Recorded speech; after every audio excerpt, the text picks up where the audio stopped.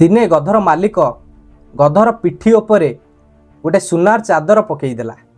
यह देखि गध बहुत खुशी हो गला एवं मालिक कहिला एहीपरि सुंदर सुंदर काम कर चल, परिश्रम कर चल, जेते बढ़िया काम करिबु सेते सुंदर सुंदर पुरस्कार मु तते देबी।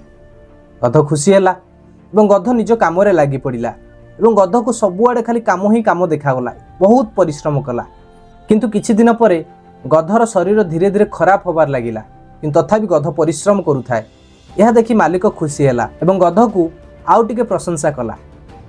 गध खुशी आहुरी अधिक मेहनत करिवा लागिला, किंतु देखागला किछि दिन परे गधर शरीर बहुत खराब हो गला। गध बहुत असुस्थ हो पड़िला, चाली मध्य पारिला नाही, गोटे जगार बसी रहिला। यह देखि मालिक से सुनार चादर से गध पिठी बाहर करी आउ गोटे गध पिठी लदिदेला। आज्ञा एहीपरि आम समाज रे घटना घटी थाए।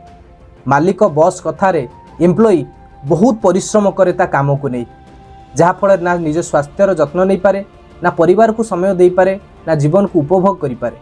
किंतु दिन एमिति समय आसे जोठी से एम्प्लॉयर शरीर बहुत खराब हो जाए, स्वास्थ्य अवस्था बिगिड़ी जाए, जहाँ फल से काम करने अक्षम हो पड़े।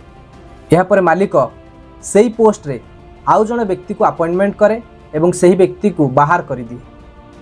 तेणु बंधु काम करवा दरकार, परिश्रम करिया दरकार टंका रोजगार करिया पई, किंतु टंका रोजगार करने सहित आमे निज परिवार को टाइम देवा दरकार, निज स्वास्थ्यर जत्न नवा दरकार एवं जीवन को उपभोग मध्य करवा दरकार।